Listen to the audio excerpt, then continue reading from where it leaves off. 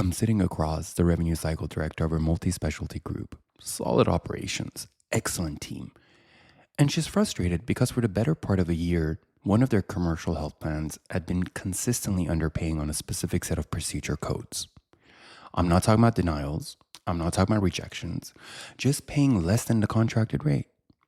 Her team had worked with the denials, so I asked her to pull out the contract. And buried in an amendment, one of the three amendments layered on top of that base agreement, is a fee schedule effective clause that reads, quote, rates effective upon execution by both parties, unquote. So what does that even mean? It could sound straightforward, except in this case, the payer's countersignature came 6 weeks after her organization had already signed.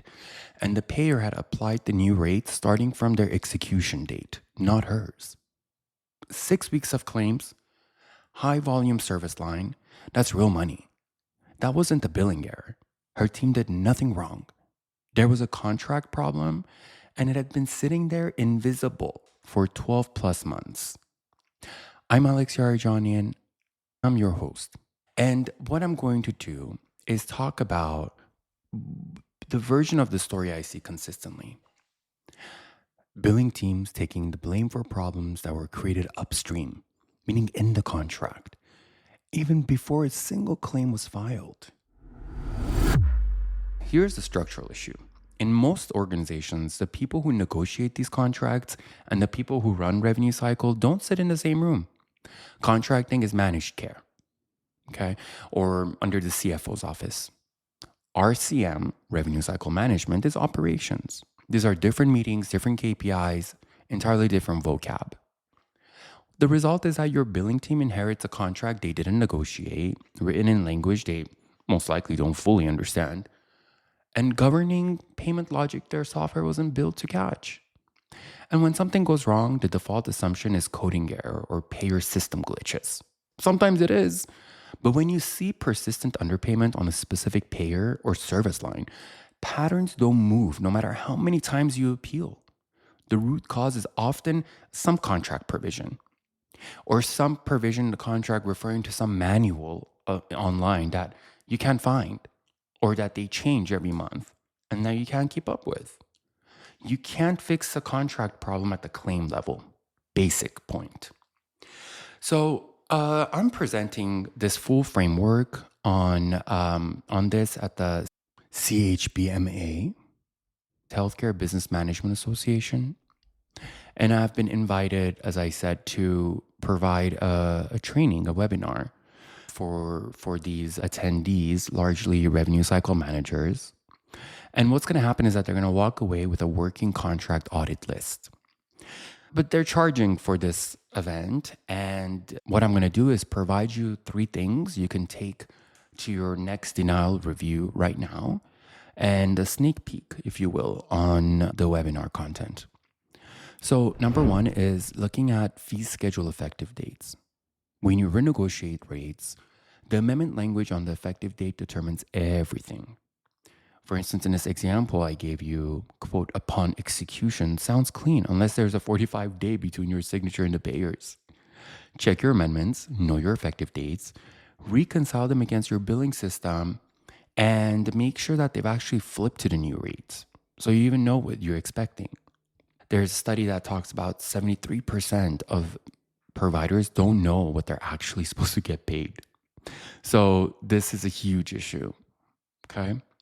I want you then to look at your carve-out clauses. So a lot of contracts exclude specific service lines from that base agreement. For example, behavior is the most common one, behavioral health. And make sure you route them to a separate fee schedule or a separate pay arrangement entirely. If your billing team doesn't know which services are carved out and where those claims need to go, the resulting denials are going to look like coding errors, which is misleading because they're not. And the third area is appeals and dispute timelines. I do this so often with my clients. Most billing teams I'm seeing assume their standard denial management cycle is the clock that matters. It isn't. The contract sets its own dispute window. And in many agreements, especially Medicare Advantage, the window is shorter than your internal workflows. The number of times I've seen this. So you're not losing those appeals because your argument is weak. You're losing them because the clock ran out before your team got there. Go find that clause in your active agreements right now. If the contract dispute window doesn't match your denial management cycle, that's a configuration problem. And every day you don't fix it, you're leaving money on the table. Okay? What I'm asking you to do is add one question to your denial review process. If there's one practical shift you're going to take from this, is the following question. Ask, when you hit a pattern that doesn't respond to standard appeals, is this a billing problem or is it a contract problem? Those require completely different escalation paths. Billing errors get resolved through the claims process. Contract problems require your managed care team, the original agreement, all the amendments, and sometimes formal dispute or renegotiation. If your billing team is routing everything into the same queue, the contract-based underpayments are getting written off, and you have no idea. Think of it. So if you want the full framework, denial categorization methodology, contract audit checklist, and all the works, I'm presenting this live August 12th through the CHBMA. They are offering 1 CEU credit, and I'll put details in the show notes. If you want to reach the checklist directly, reach out through vbcapodcast.com. I'll get it to you. Again, I'm Alex Yarjanian. This is the Value-Based Care Advisory Podcast.